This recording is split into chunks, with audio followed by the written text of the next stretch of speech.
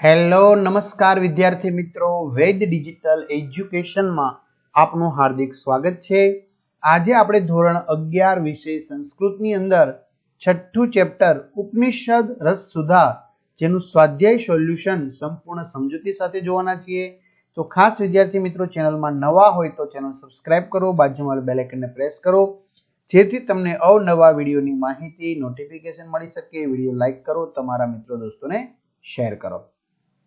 તો છઠ્ઠું ચેપ્ટર છે ઉપનિષદ રસ સુધા, એટલે કે ઉપનિષદોની રસ સુધા જેમનું સ્વાધ્યાય સોલ્યુશન।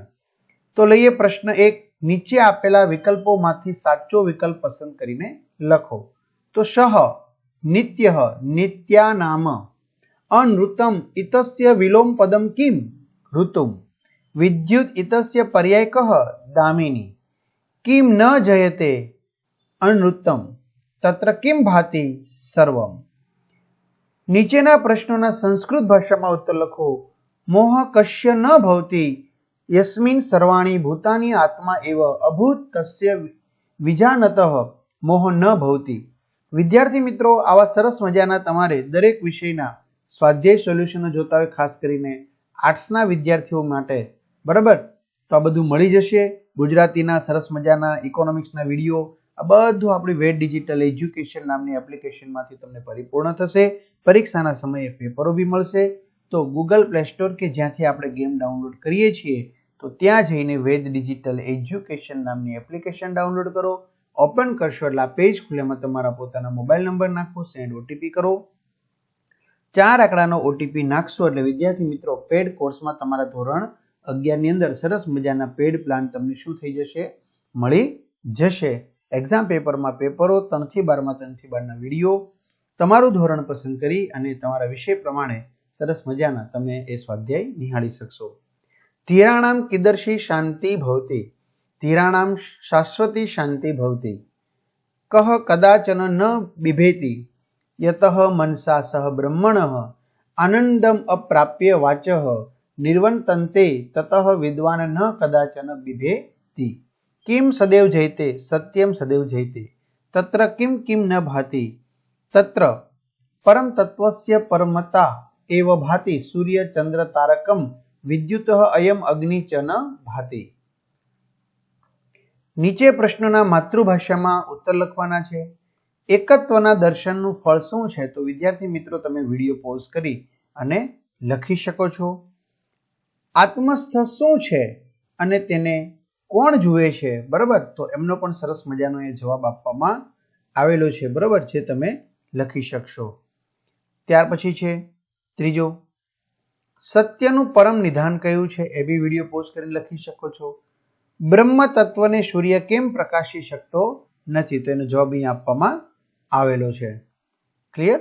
ચાલો, ત્યાર પછી આવશે વિવરણાત્મક નોંધ લખો। તો અહીંયા વિવરણાત્મક નોંધમાં છે પેલું સત્યમ, બીજું છે આત્મસ્થ, ત્રીજું છે નિત્ય। જો વિદ્યાર્થી મિત્રો, તમે વિડીયો અત્યારે પોઝ કરી દો, બરાબર, એટલે આરામથી વ્યવસ્થિત તમે લખી શકો અને વાંચીને લખવાનું છે તમારે, બરાબર। આપ્તકામા ઋષય, બરાબર, આપ્તકામા ઋષય, તો આ રીતે તમારે લખવાનું રહેશે। ત્યાર પછી નીચેની પંક્તિઓ સસંદર્ભ સમજાવો। સત્યમેવ જયતે નાનૃતમ અથવા તત્સત્યસ્ય પરમ નિધાનમ, એમનો અનુવાદ છે સત્યનો જ વિજય થાય છે, અસત્યનો નહીં, અથવા તે સત્યનું શ્રેષ્ઠ આશ્રય સ્થાન છે।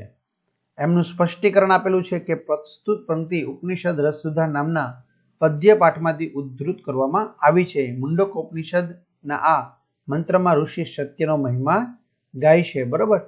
આ મંત્રમાં ઋષિ શું કહેવા માંગે છે એ તમારે લખવાનું છે। અને છેલ્લે સત્યમેવ જયતે એ ભારત દેશનો સુપ્રસિદ્ધ શું છે? મુદ્રા લેખ, તો એ વાક્ય પણ લખી નાખવાનું।